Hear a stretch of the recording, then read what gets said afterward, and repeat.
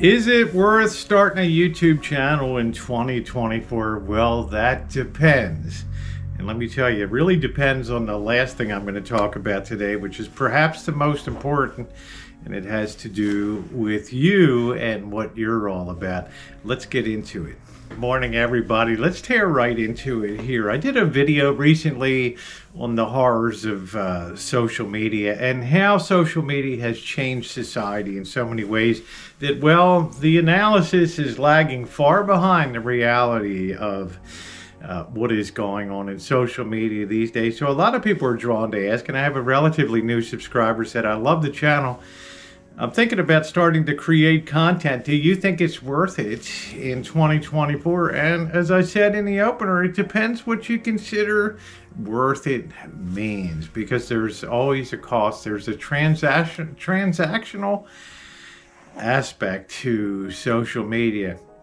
So there's a couple things I want to discuss. Number one is social media now is a huge platform. Yeah, YouTube is not the only game in town. When I started, it really was like the only game in town, and then TikTok came along in 2015, focusing on shorts because it captured the zeitgeist of the period, the inability of people to focus for a long period of time to get their entertainment into small bites. So we became a very superficial social media in a lot of ways at that point.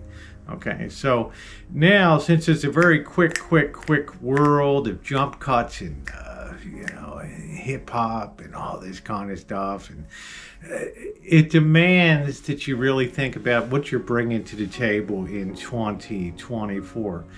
To wit, I don't think there's really a place for a general sort of approach to social media anywhere. Meaning my life is pretty vanilla, okay? Being transgender, then detransitioning in life.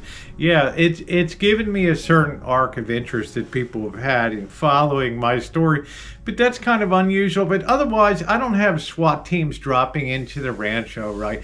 I don't have buildings catching on fire here.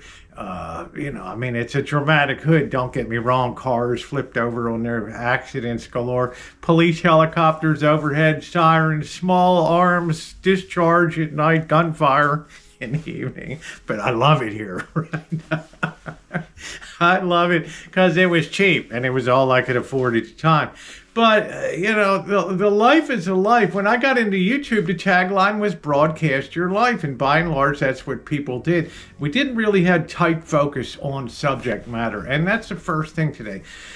I really think unless you're living in a war zone or you're climbing I don't know, you have yourself an impossible task. Life is not going to be that interesting to follow along. People these days seem to be more interested in specific focus. Are you a great cook? Are you a great photographer? Are you a great analyst when it comes to photography equipment and things like that?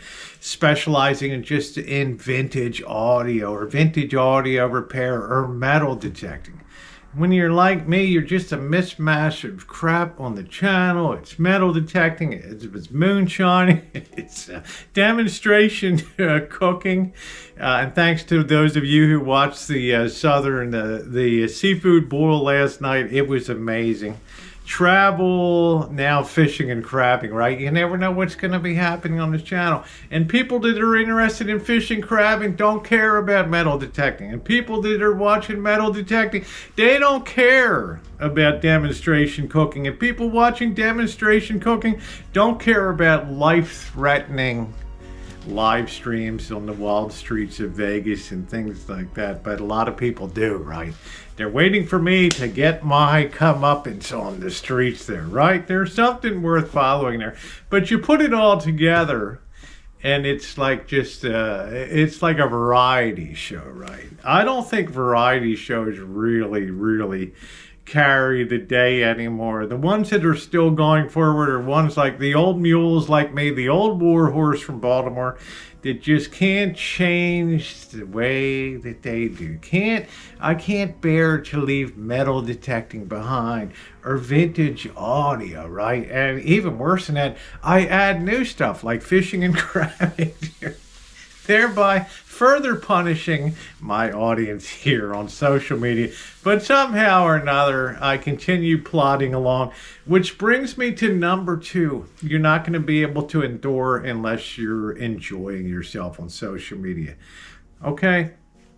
It has to be a fun thing for you to do, or you will lose interest, and you'll hear at the end what's going to make you lose interest more than anything else, and you've got to be able to get over the hump of that, okay? But for now, we're assuming that you're passionate about something. Maybe it's cooking, and you can build up a cooking channel because, well, maybe you do things a little different. Like maybe if I was starting YouTube today and I enjoy cooking, my channel would be called Hack Job Cooking. 90% of the flavor with 10% of the effort, right? Something interesting. Kitchen disasters. Yeah, you're in a really rough setup. You get one wok, you got one pot, and that's, you know, you're lucky you're not slicing vegetables with your index finger or tearing them apart. Right? I mean, that's it. But you're following your passion. You understand what I'm saying? Or homesteading. You have an arc where somebody follows you through your journey of taking a crappy piece of land and making something really, really spectacular. I think of a guy named, the Rabbit Life or whatever. If you go back and watch my vlog series on my visit to Slab City, there was Rabbit Side was the name of it, and you see this special video I did. It's worth going down to my playlist and look at what this guy was able to accomplish in the desert there with absolutely nothing around him. Just an amazing place of bionics and raising rabbits. I mean, it was mind-blowing to me, okay?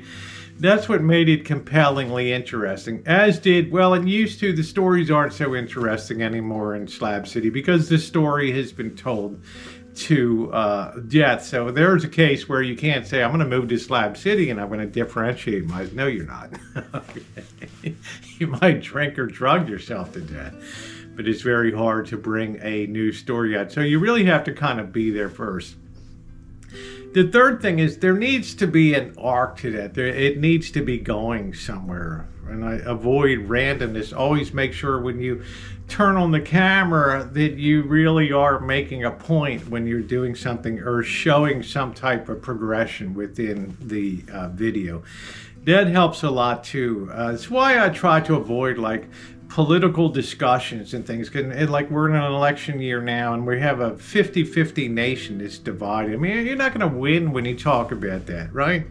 Half the people are going to be for you, half the people are going to hate their guts. They're going to toss a grenade into your home, right? I mean, it's like you're not going to bring anything new to the table. All you're going to do is inflame or work up your base and things like that, right? So people are here to be entertained. They want to laugh. They want to chuckle. They want to see you make a horse's ass out of yourself. I've done it plenty of times, right? Next thing, money. If you're getting into it just strictly for money, you're going to be disappointed. Okay, you're never going to endure enough to get the reward for money. You do it because you love what you're doing, and then the money and the things follow along. I get asked to promote a zillion products a week. I say no. Okay, I get it. We'll pay you to do this promotion, to do that. I'm not going to lose my authenticity on here. It's not what I joined social media for. People know how to support you. If they want to hit the donate button or the thank you button with the little heart and the dollar sign, they know how to do it. Okay, I've never set myself the task unless I'm trying to raise money for other people, like we do every November with our St. Joe's fundraiser down in Las Vegas. And then I'll dedicate a whole month to that. But otherwise, the money is very secondary. It's a very back issue here. Last thing I want to talk about is privacy and the ability to have a thick skin. Social media is not all touchy-feely, fluffy, stuffed animals and cutesy-wootsy. There's a lot of people out there with a lot of mental afflictions that go on social media because the anonymity gives them the cover to say things and do things in life that they would never do if you were actually in their presence. So and I hate to say it, that sort of world of what I call barbaric social media is worse and worse and worse. So be prepared. People are going to judge you for your life, and you're going to get some harsh comments and things, and you have to make sure you're mentally able to cope with that. Plus the privacy issues, no matter who you are, where you are, whatever. They'll find you out on social media. And, well, if you're kind of unlucky like me, they'll tinker with your life, your family, jobs, everything like that. So you have to be prepared, for that's the way it is. I'm going to close it out now. I hope that was helpful. Hey, if you like a variety mishmash like here, please subscribe, hit the bell for all notifications. Moving into the fishing and crabbing phase now. This should really be great. Thanks, everybody. Thumbs up are appreciated. Have a great day.